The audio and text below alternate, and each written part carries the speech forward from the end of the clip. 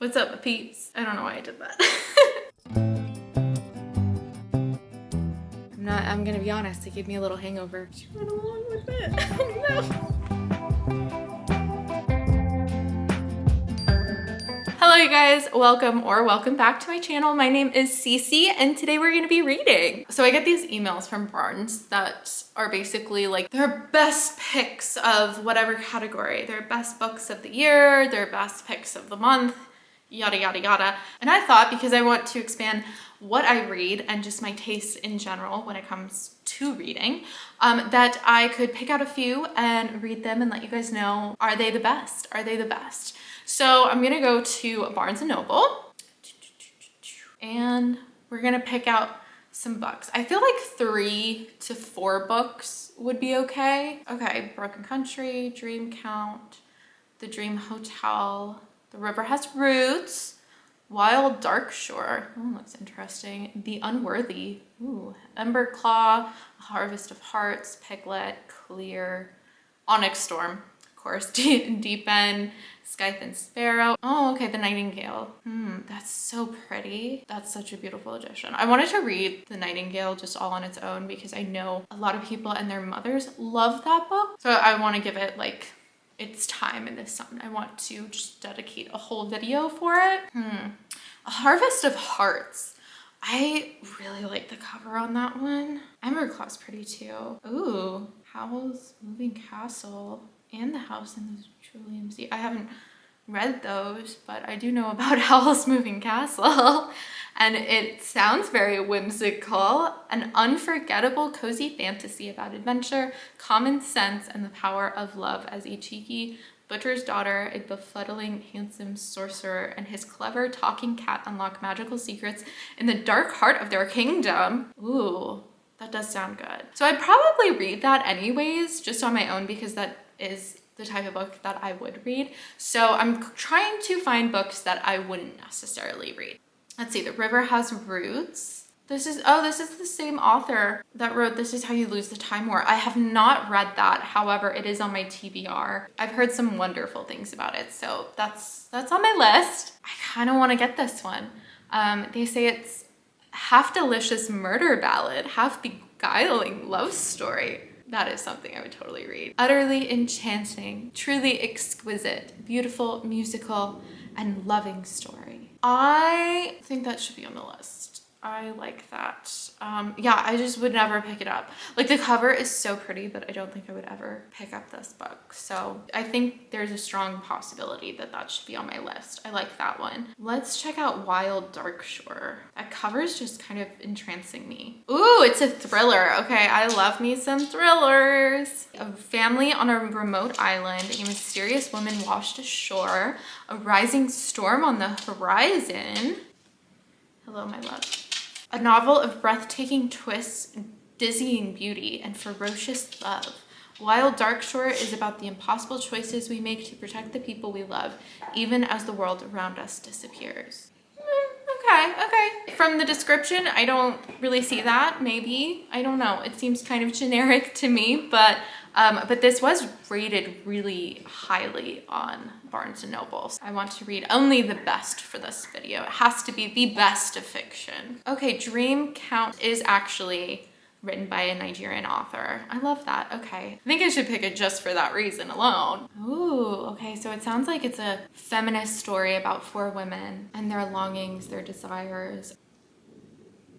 Okay. You know what? I would probably never pick this up. So I'm here for it. I think that is Dream Count is on the list. So I think we're going to go with Dream Count. And then I think we're going to do The River Has Roots and Wild Dark Shore. I think that's like a good mix of genres. I think these are some good picks. I like these picks. We'll see if these are the best of fiction, if Barnes & Noble is telling the truth, or if they're lying to us, or if, you know, my tastes just differ, which is probably what it would actually be. Okay, let's go to Barnes.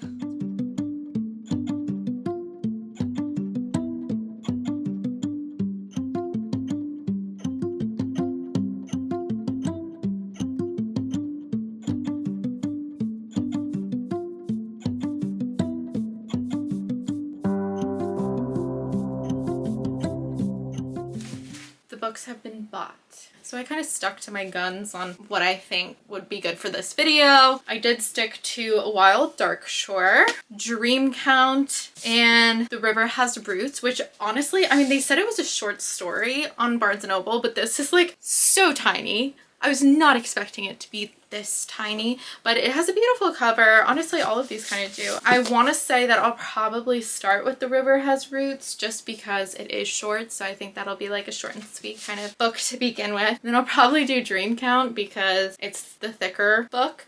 And then I'll probably end with Wild Darkshore because it's a thriller. Just in case I don't really care for these two, I do have a thriller to look forward to. So that is the plan. I think I'm gonna go make some food because I haven't eaten much today. That's a real problem that I have. I'm going to eat and then I'm going to start on The River Has Roots.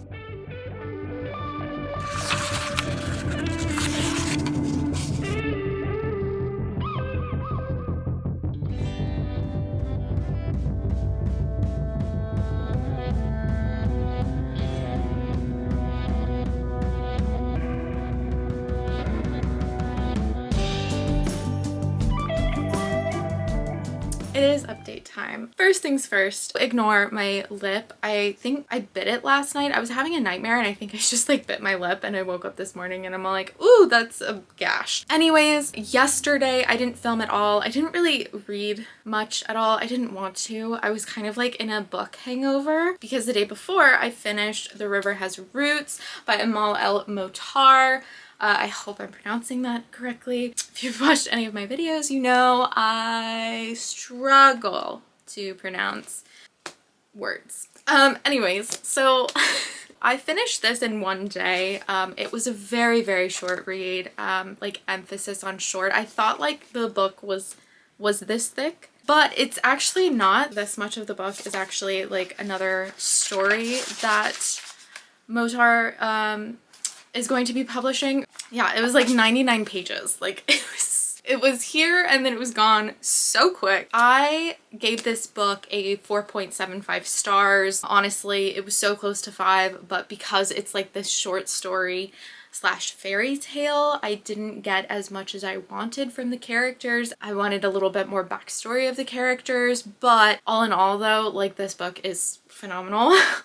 I have a lot of little tabs. I don't know if you could see, but I have a lot of tabs. The language and the way that she wrote this book is absolutely stunning. We basically follow along two sisters, Esther and Isabel, who basically their job in life is to sing to these willow trees on the river of Liss. This river Liss has magic that is called grammar, and the whole magic system of grammar is spectacularly written because it parallels grammar and language, and how language is a type of magic and it can be conjugated and it can be translated and it can mutate into kind of whatever you want it to be, almost in the knack of storytelling. And in that sense, it was such a beautiful read. The writing is just captivating. It is magical, it's whimsical, it's dreamy, it's just knocked it out of the ballpark for me. The love between the sisters. So there's like a little love story in there for those of you who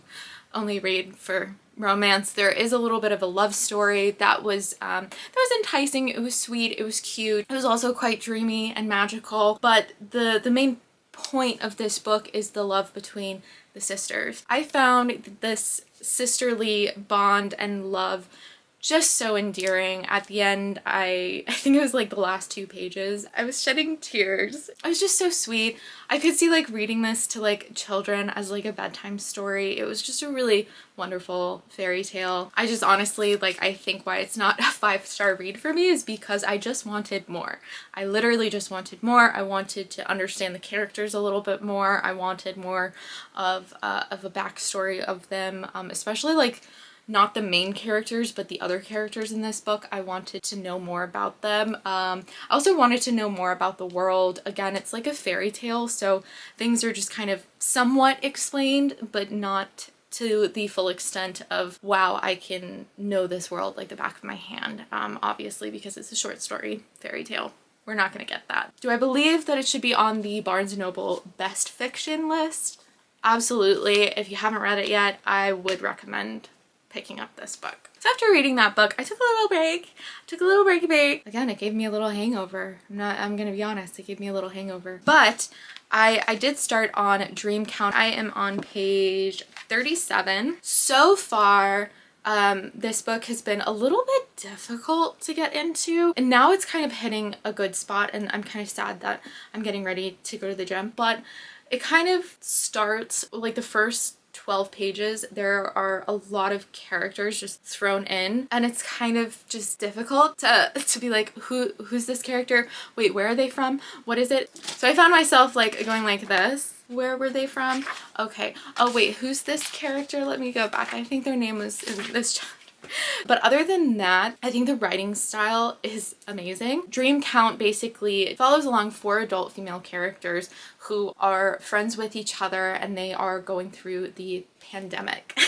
Which in retrospect, I probably should have recognized that this book would have some sad and lonely themes, and it definitely does, especially as we follow along the main character. I'm going to say it is Chia, but it's short for Chiamaka, as she is isolated during the pandemic, not going outside, and she fights with loneliness and feelings of depression, as Chiamaka ends up kind of recollecting different events in her life that have led her to be regretful and sad. So it's definitely kind of like more on this dreary side, I would say. So it looks like in this book there's different parts where the other characters, I want to say, are the narrators, which I'm not really sure because I'm just on Chiamaka's part, but I want to say that the other characters come in like full bloom as the story progresses. After those 12 pages, I really got into it because, again, the writing.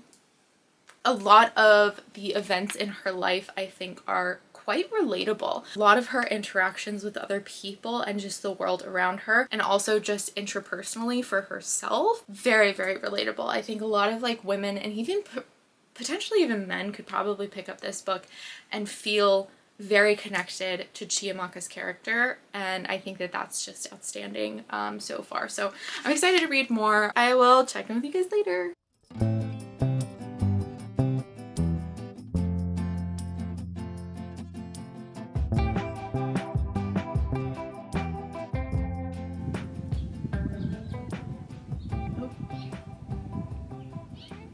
She went along with it. Oh no.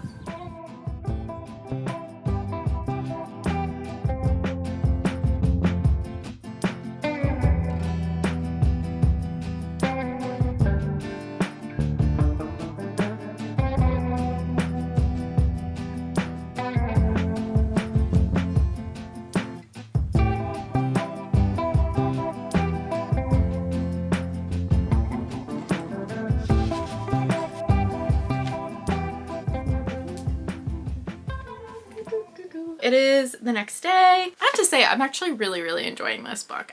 Probably more than I thought I would. Like, I was definitely intrigued by the synopsis, and then I'm getting more than what I thought I would from this book, honestly.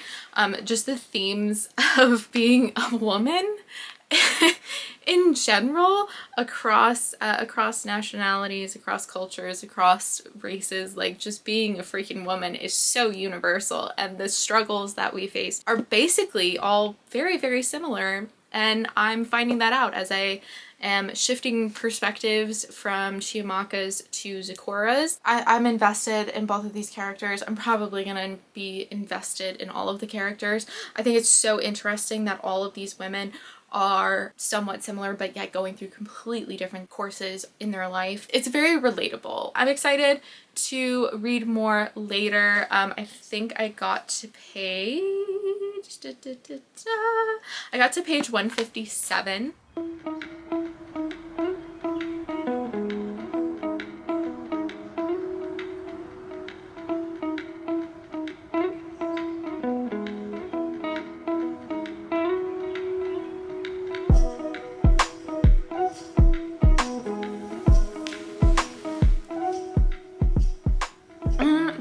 Could be better, but that's okay. We're gonna work with it. Last night, I did finish Dream Count. I'm giving it 3 stars. I was so enjoying this book, and then the last like 200 pages, just I lost momentum. The third character that we follow was just not quite my cup of tea. And it's so funny too, because I was really looking forward to learning more about her. I found her very intriguing. I was like, what's going on with her?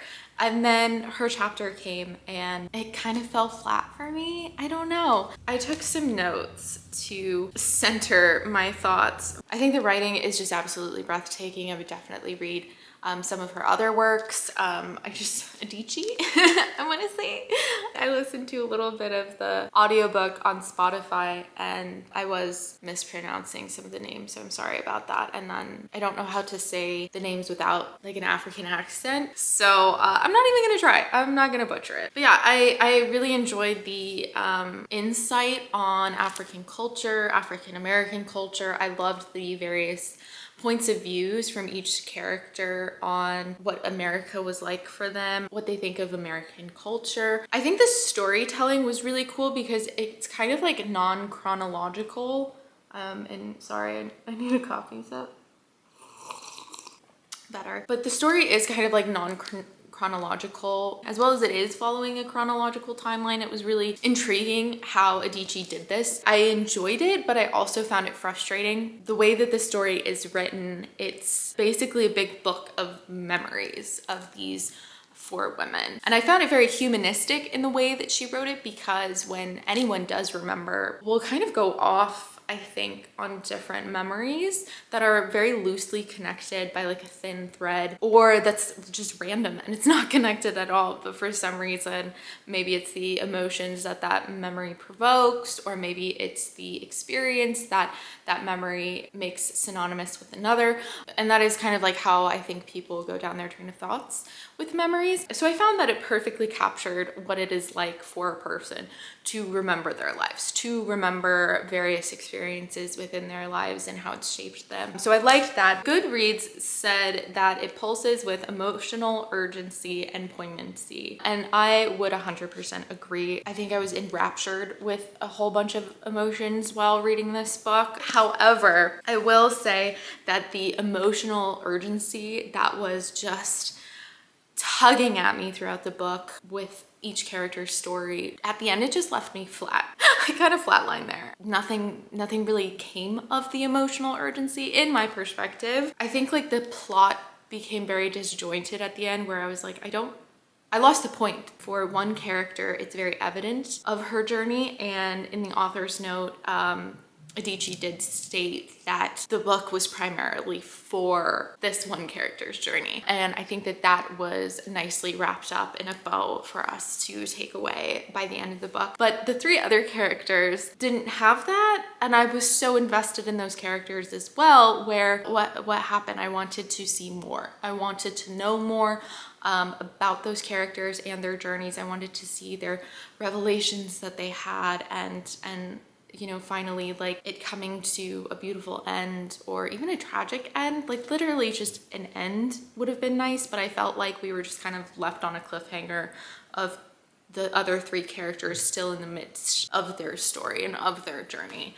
And I found that that was quite dissatisfying. For Dream Count, I would probably say I would not put this on the best fiction list. I think it could have been so much more. I think it started out as so much more. And again, I was happy for that one character that we finally were like, oh, you have a plot, you have a point, your story makes sense. I am moving on now to Wild Dark Shore by Charlotte McConaughey. Charlotte McConaughey. I'm going to start reading this book. I think it's like exactly 300 pages, so it shouldn't take me like too long to get into.